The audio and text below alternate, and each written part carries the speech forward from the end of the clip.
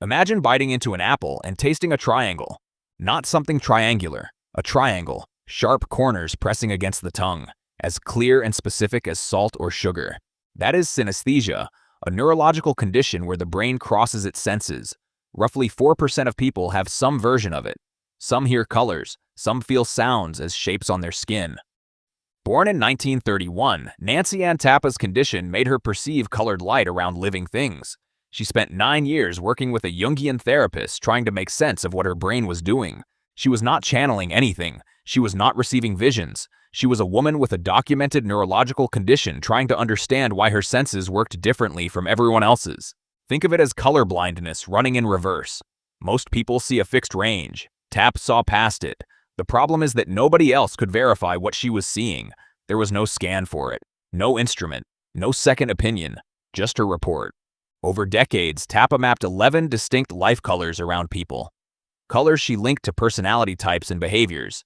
Then, in the early 1970s, she noticed a 12th, a new color appearing around certain children, one she had never seen before.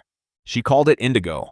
Most people assume the concept of indigo children comes from ancient spiritual tradition, some old lineage passed down for centuries. It does not. It traces to one woman with a neurological condition and a color that only she could see. Tappe published a small book in 1982. It was titled Understanding Your Life Through Color. It did not make her famous. The concept sat quietly for roughly 17 years.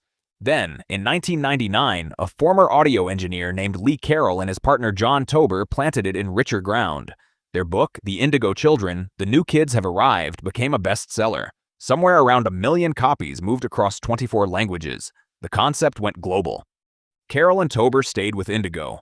It was a different woman who expanded the theory with 2 more colors, 2 more generations, and a scale that dwarfed the original. And what she did after that major expansion was something nobody in the movement saw coming. Segment 2. The Architect. The Indigo Children were only the first wave. After them came the Crystal Children, gentler, more empathic, said to arrive in the 1990s. Then the Rainbow Children, the rarest of all, said to carry no karma, arriving already whole. One person built that expanded framework into something enormous.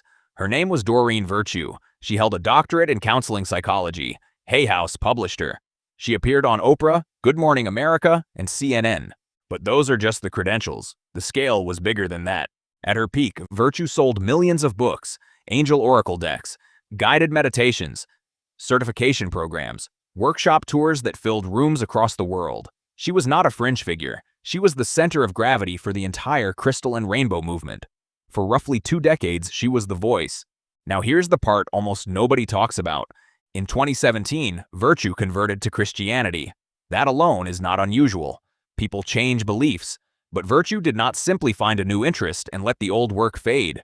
She did something much more specific. She publicly renounced every piece of New Age material she had ever created, every book, every deck, every course. She called her own body of work spiritually dangerous, not outdated, not a phase she grew past, dangerous. She enrolled in seminary. She earned a master's degree in biblical and theological studies with highest honors, and then she began campaigning against her own legacy.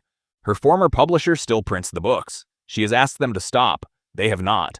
Her old oracle decks still sell on Amazon, and on some of those listings, the author biography, written by Virtue herself, now reads, "Do not buy this product. It is not spiritually safe." That is where the crystal and rainbow framework stands today. The person who built it is now the person warning you against it. A belief system with a neurological origin and a key author who recanted. That is strange, but contained. Except the indigo idea did not stay private. Before Virtue walked away, the framework had already escaped the New Age community entirely. It crossed into mainstream American culture through one specific door, and what came through that door would change public health forever. Segment 3. The Pipeline. In 2006, a stranger stopped Jenny McCarthy on the street. 10 words. "You are an indigo, and your son is a crystal." McCarthy had never heard those terms before, but she said later that something clicked immediately. Her son Evan had already been showing signs that concerned his doctors. Some had suggested behavioral evaluations to test for a developmental condition. The Indigo framework offered a different reading entirely. The doctors were not spotting a disorder. They were missing a gift. McCarthy launched a website called IndigoMoms.com. It featured a social networking section, a personal Q&A forum, and a store. The store sold tank tops, baby doll tees, and one-year subscriptions to something called a prayer wheel. Her sister offered celebrity makeup services on the same page. Then Evan received a formal diagnosis, placing him on the autism spectrum. McCarthy did not abandon the pattern. She swapped the label. Before, the logic was, the doctors are wrong. My child is not disordered. He is spiritually advanced. Now the logic became, the doctors are wrong. My child was not born this way. Something damaged him. She scrubbed IndigoMoms.com from the internet around 2007. Then she rebuilt her entire public identity around a new cause and became the most recognized anti-vaccination voice in America. Most people know that story. Almost nobody knows how it all started. And it kept on going. When it moved from a New Age forum to the vaccine debate, it did not stay in a support group. It entered pediatric clinics, school board meetings, daytime television. It reached, by some estimates, tens of millions of parents. 3 people. A woman who saw a color, a woman who built a kingdom around it and then set it on fire, and a woman who carried the logic out the door and into a completely different fight.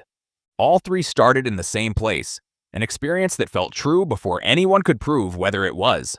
That may be the real story of the Indigo, Crystal, and Rainbow Children, not whether the colors were real, but how easily a way of seeing the world becomes the world we see.